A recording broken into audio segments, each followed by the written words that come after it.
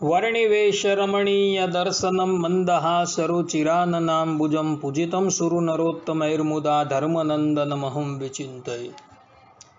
असतो मा षड्गमय तमसो मा ज्योतिर्गमय मृत्युर्मा अमृतं गमयः। ओम शांति शांति शांति। આજની જ્ઞાન સભાની અંદર બધા જ ભગવત ભક્તોનું સ્વાગત છે। બધા જ ભગવત ભક્તોને વેદાંતાચાર્ય પુરાણ ઇતિહાસાચાર્ય અને ફિલોસોફી શાસ્ત્રી રાકેશભાઈના હિતપૂર્વક જય સ્વામિનારાયણ।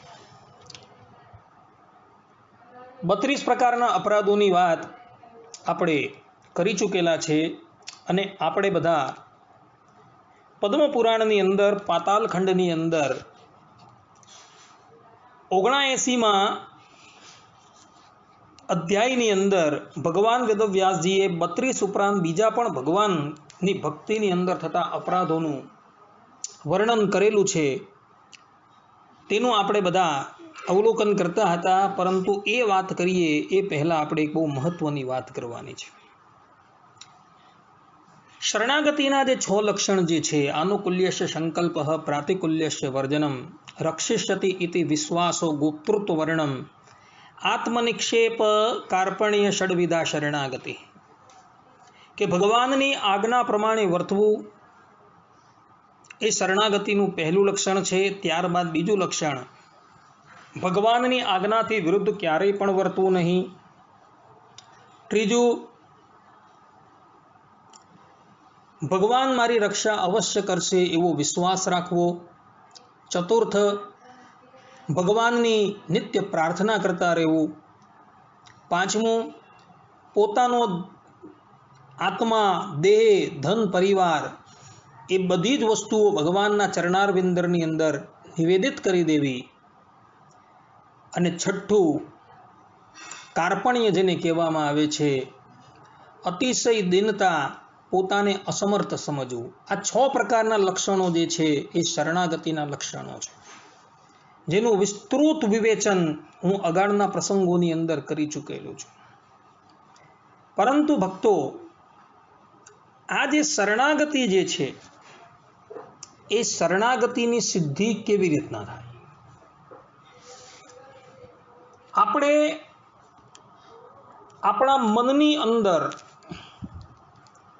ક્યારે ખબર પડે કે મારી આ શરણાગતિ જે છે એ અત્યારે સિદ્ધ થઈ ગઈ છે?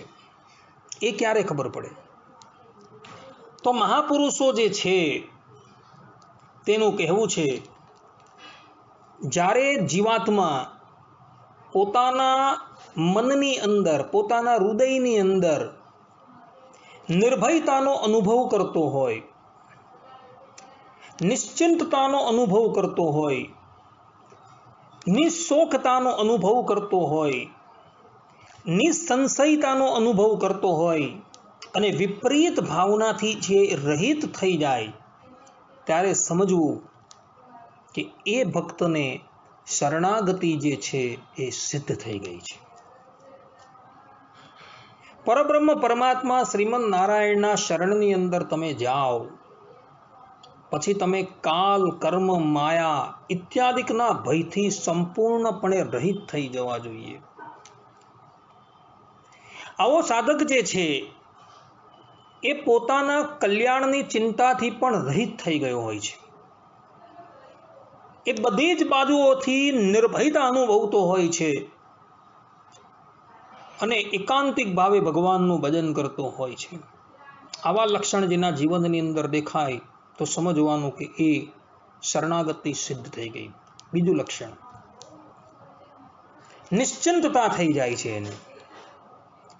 નિશ્ચિંતતા એટલે પરબ્રહ્મ પરમાત્મા શ્રીમન નારાયણના શરણની અંદર એ ગયો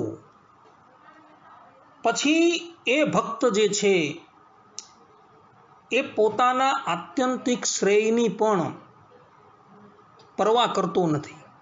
એ નિશ્ચિંત થઈ જાય છે કે હું ભગવાનના શરણની અંદર છું એટલે ભગવાન મારું કલ્યાણ કરશે, કરશે ને કરશે જ। ભગવાન સ્વામિનારાયણ પણ પ્રથમના 14મા વચનામૃતની અંદર કહે છે કે ભગવાનના જે દાસ થઈ ગયા છે તેને તો કંઈ કરવાનું જ રહ્યું નથી। એના દર્શને કરીને તો અન્ય જીવનું કલ્યાણ થઈ જાય છે। એ જ પ્રમાણે ભગવાન સ્વામિનારાયણ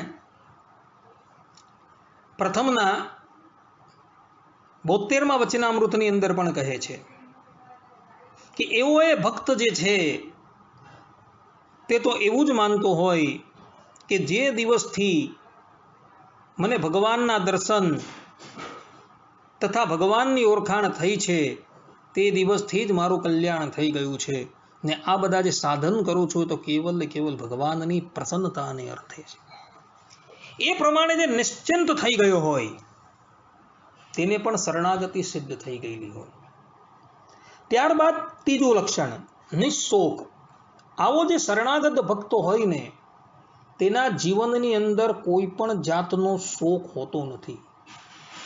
પોતાની ઉપર ગમે એટલી વિપત્તિ આવેલી હોય, પોતાના પરિવારની અંદર કોઈક સભ્ય જે છે આ જીવન યાત્રાની અંદર શાંત થઈ ગયું હોય અથવા તો પોતાની પાસે ધન હોય, ધાન્ય હોય, પોતાના વેપારની અંદર ખોટ ગઈ હોય અને એને લઈને ધનાદિકની ઉણપ વર્તી હોય તો પણ એવા એ વ્યક્તિને ક્યારેય પણ શોક ન થાય. અર્થાત કે પોતાના જીવનની અંદર હાનિ થતી હોય તો પણ એવા એ ભક્તને ક્યારેય પણ શોક ન થાય અને એ મનની અંદર એવું જ સમજતો હોય કે જેવી મારા પ્રભુની ઈચ્છા, જેમ નરસિંહ મહેતાને હતી, ભલું થયું છૂતી જંજાળ, ભાવે બજશું શ્રી ગોપાળ. કોઈ પણ જાતનો શોક નહીં હોય એને. તો એવા એ ભક્તને શરણાગતિ જે છે એ સિદ્ધ થઈ જાય છે. ચતુર્થ નિસંશય.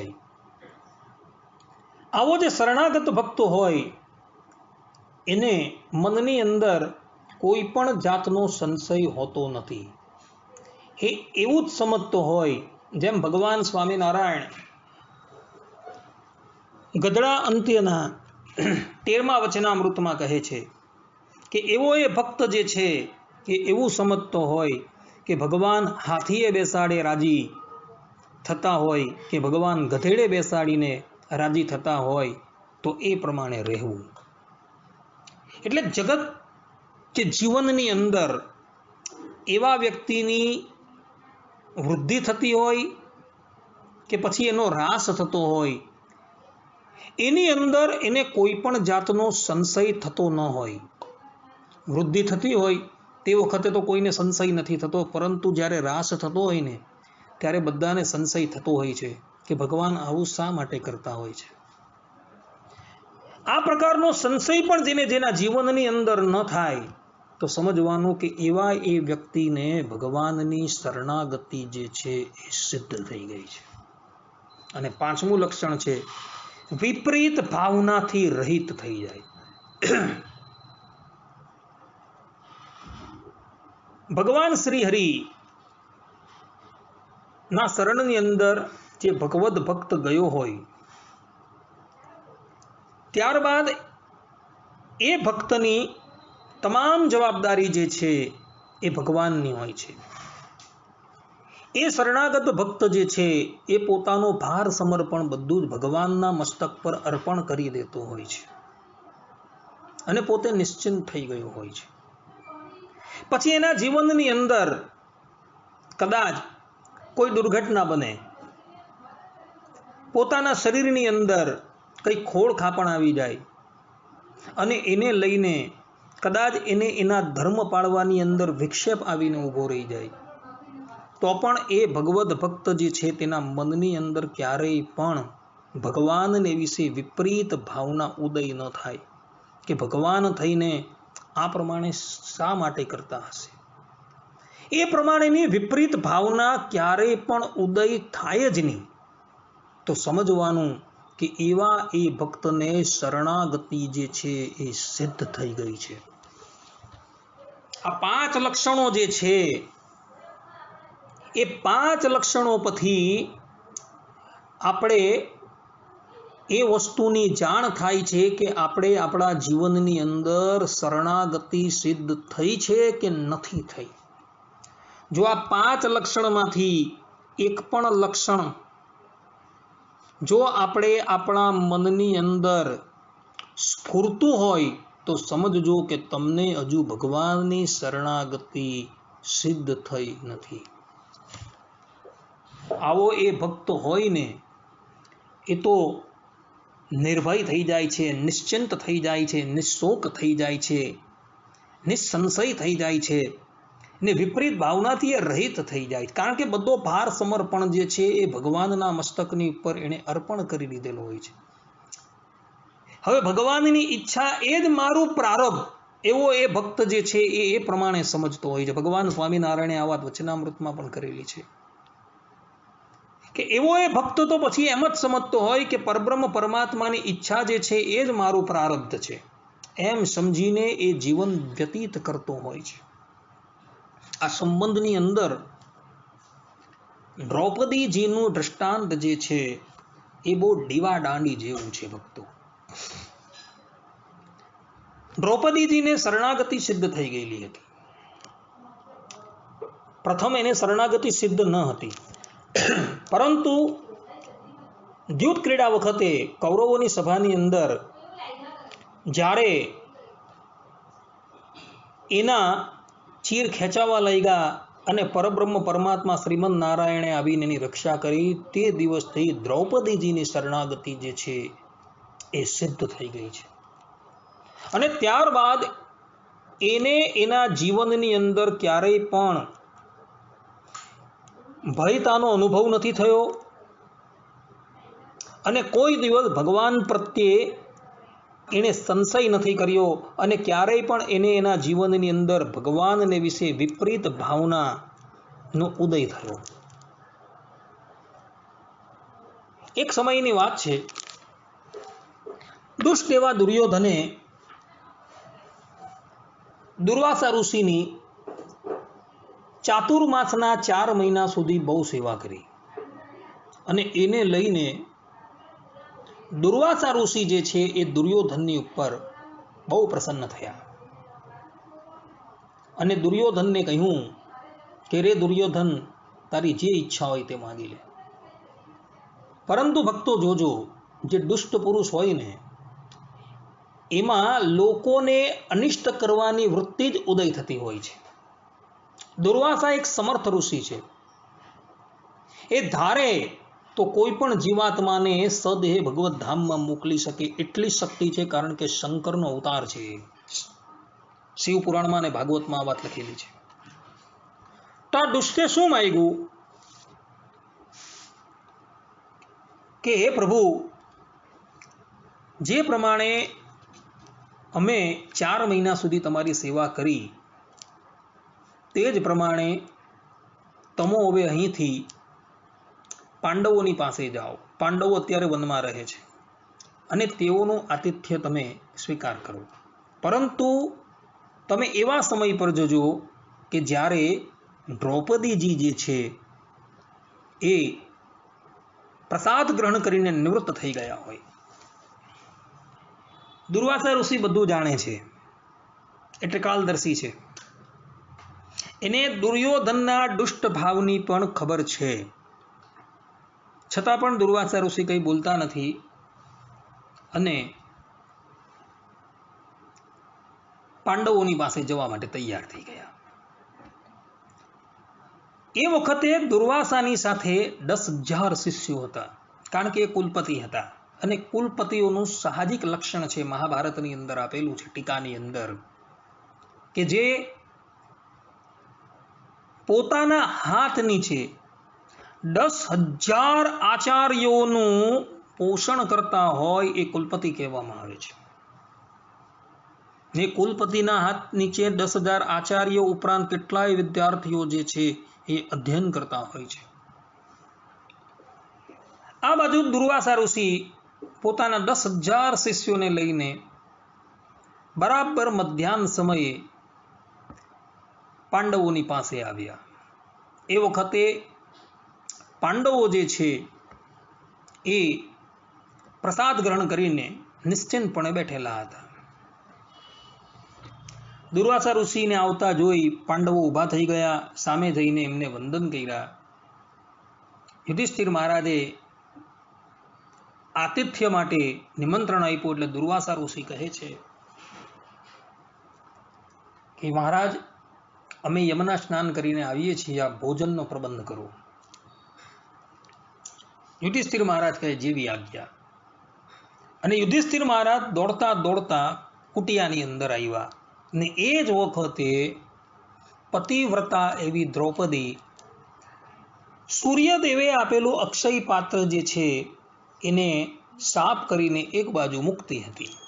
એ અક્ષય પાત્રનો પ્રતાપ એવો હતો કે એની અંદર તમે સંકલ્પ કરીને જેટલું અન્ન એ પાત્રની પાસે તમે માગો એ બધું જ અન્ન જે છે એમાંથી નીકળવા માંડતું હતું. હવે આ તરફ યુધિષ્ઠિર મહારાજ જે છે એ પાંચાલીની પાસે આવ્યા અને પાંચાલીને કહે કે પાંચાલી, પાત્રને તે સાફ કરી નાખ્યું? ત્યારે પાંચાલી કહે કે હા, અમે પ્રસાદ ગ્રહણ કરી ચૂકેલા હતા. ત્યારે યુધિષ્ઠિર મહારાજ કહે કે દુર્વાસા ઋષિ આવેલા છે અને 10,000 શિષ્યને લઈને આવેલા છે ને એ આપણું આતિથ્ય ગ્રહણ કરવાના છે, તો હવે અન્ન ક્યાંથી લાવશું? યુધિષ્ઠિર મહારાજ તો શોક કરવા લાગ્યા. અને મહાત્માઓનું કહેવું એવું છે કે તે મૂર્છા ખાઈને ધડી પણ પડ્યા. કારણ કે એમને ભય હતો કે દુર્વાસા ઋષિનું આતિથ્ય સત્કાર આપણે ન કરશું તો એ આપણે સાપ આપીને બાળીને ભસ્મ કરી નાખે. પરંતુ આ બાજુ દ્રૌપદીજીના મુખની ઉપર સહેજ પણ ગ્લાનિ ન હતી.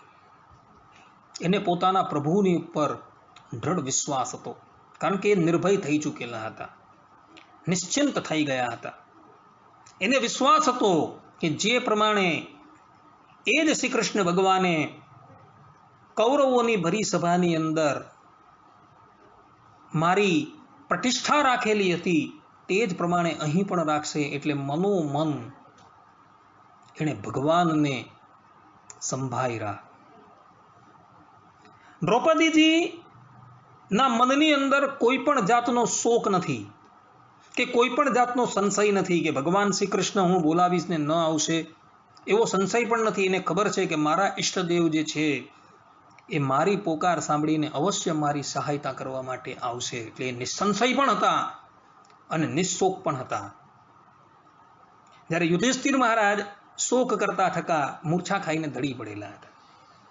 2 ઘડી પછી મૂર્છામાંથી એ બહાર આવ્યા. આ બાજુ દ્રૌપદીજીએ મનોમન પોતાના આરાધ્ય દેવ શ્રી કૃષ્ણ ભગવાનને પુકાર્યા. અને કહેવાય છે કે ભગવાન શ્રી કૃષ્ણ પર્ણકુટીની બહાર જ પ્રગટ થઈ ગયા અને દરવાજો ખોલીને અંદર આવ્યા. પાંડવો વિચાર કરવા લાગ્યા કે પ્રભુ તમે અત્યારે કેવી રીતના? ત્યારે ભગવાન કહે છે કે હું અહીંથી જતો હતો, તમે લોકો પણ અહીં વનમાં જ છો મને ખબર હતી અને હું બહુ સુધાતુર થયો છું એટલે માટે હું અહીં આવેલો છું.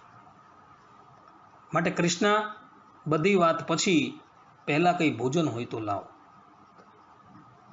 ત્યારે દ્રૌપદીજી પેલું પાત્ર લઈને આવે છે. દ્રૌપદીજી પતિવ્રતા સ્ત્રી છે. પતિવ્રતા સ્ત્રી જે હોય ને એ પોતાના ઘરની અંદર પાત્ર આદિ જે હોય ને તેને બરાબર વિછડીને સાફ કરીને એક બાજુ મૂકતા હોય છે. આ પતિવ્રતાના લક્ષણની અંદર છે આ વસ્તુ લખેલી છે. એના ધર્મમાં પણ આ વસ્તુ છે. અને દ્રૌપદી જો પરમ પવિત્ર પતિવ્રતા છે. યાજ્ઞશેની એને કહેવામાં આવે કારણ કે યજ્ઞમાંથી પ્રગટ થઈ ગયા છે, દિવ્ય કન્યા છે. એટલે એની અંદર તો કોઈ પણ જાતનું દૂષણ હોય જ નહીં. દ્રૌપદીજીએ પાત્ર લાવીને ભગવાન શ્રી કૃષ્ણની પાસે મૂકેલું છે.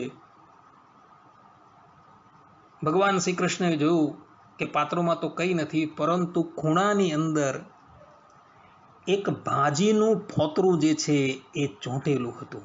ભાજીનું ફોતરું ત્યાં હતું નહીં, કારણ કે દ્રૌપદી જે પતિવ્રતા છે એણે પરિપૂર્ણ રૂપે એ પાત્રને માજીને વ્યવસ્થિત કરીને મૂકેલું હતું.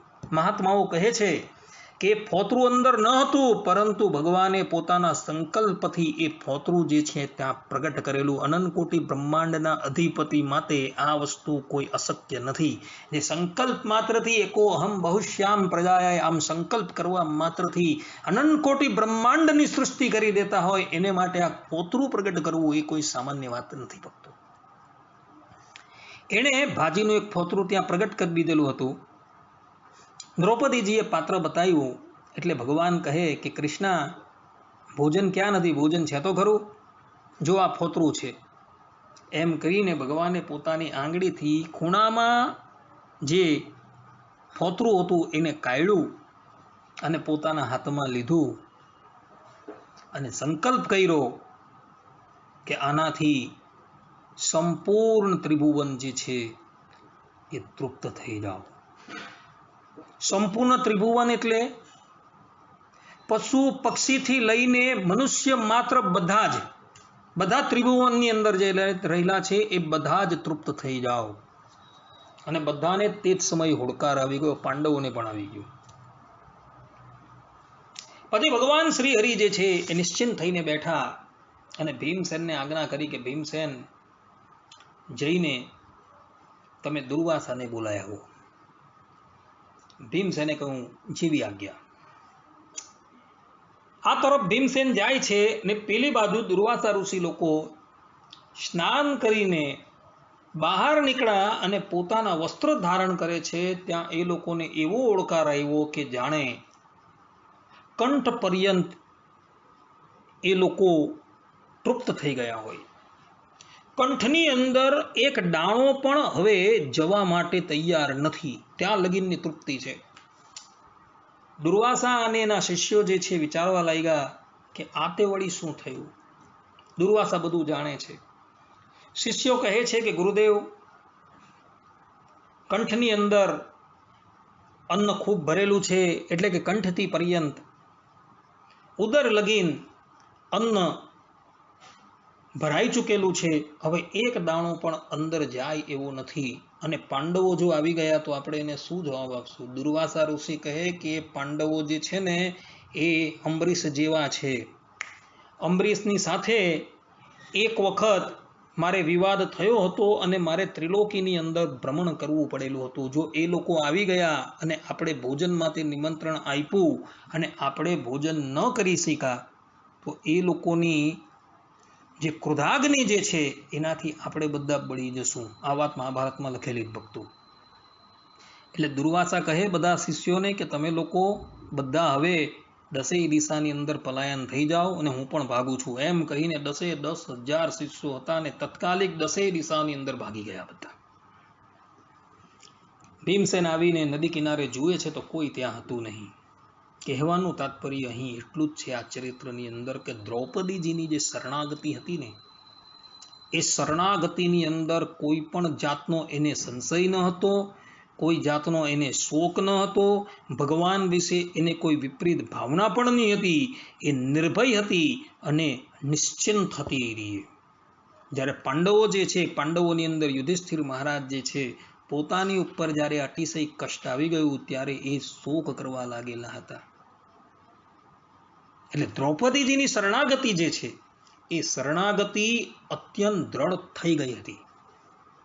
માટે આટલી મોટી વિપત્તિ આવવા છતાં પણ દ્રૌપદીજી નિર્ભય હતા, નિશ્ચિંત હતા, નિશોક હતા, નિસંશય હતા અને ભગવાનને વિશે વિપરીત ભાવનાથી એ રહિત હતા. માટે જે ભગવદ ભક્ત છે, જે ભગવદ ભક્તને શરણાગતિ સિદ્ધ થઈ ગઈ હોય એ ભક્તના જીવનની અંદર શોક છે, સંતાપ છે, સંશય છે, વિપરીત ભાવના છે, ભય છે ઇત્યાદિ બધું જ જે છે એ નિવૃત્ત થઈ ગયેલું હોય છે. પોતાની સામે શોક આવેલો હોય તો પણ એને ક્યારેય પણ શોક થતો જ નથી. એ ભગવદ ભક્ત નિર્ભય થઈને ફરતો હોય છે. એ નિશ્ચિંત થઈ ગયો હોય છે. એને એટલો વિશ્વાસ હોય છે કે ભગવાન જે છે એ બધી જ બાજુ રક્ષા કરનારા છે, તો મારી પણ એ રક્ષા કરશે. નિસંશય થઈ ગયો હોય છે. કોઈ જાતનો સંશય ભગવાનને વિશે હોતો જ નથી. તો આ પ્રમાણે જેની અંદર વર્તતું હોય તો સમજજો એવા ભક્તને શરણાગતિ સિદ્ધ થઈ ગઈ છે. અને જો એવું નથી વર્તાતું તો સમજજો હજુ શરણાગતિ સિદ્ધ થઈ નથી.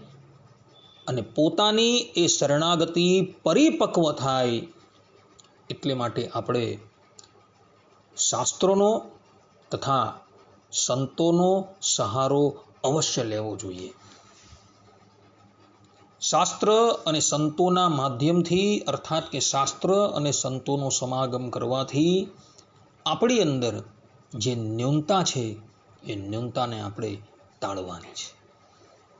આ પ્રમાણે ભક્તો અહીં વિશિષ્ટાદ્વૈત મતની અંદર જે સાધનોનું વર્ણન કરવામાં આવેલું છે અને એની અંદર પણ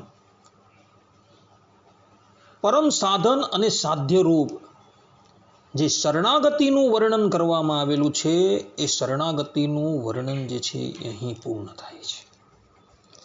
હવે પછીના વિશિષ્ટાદ્વૈત મતના પ્રવચનની અંદર આપણે બધા ભેદ શ્રુતિ, અભેદ શ્રુતિ તથા ઘટક શ્રુતિની ઉપર થોડી વાત શ્રવણ કરશું.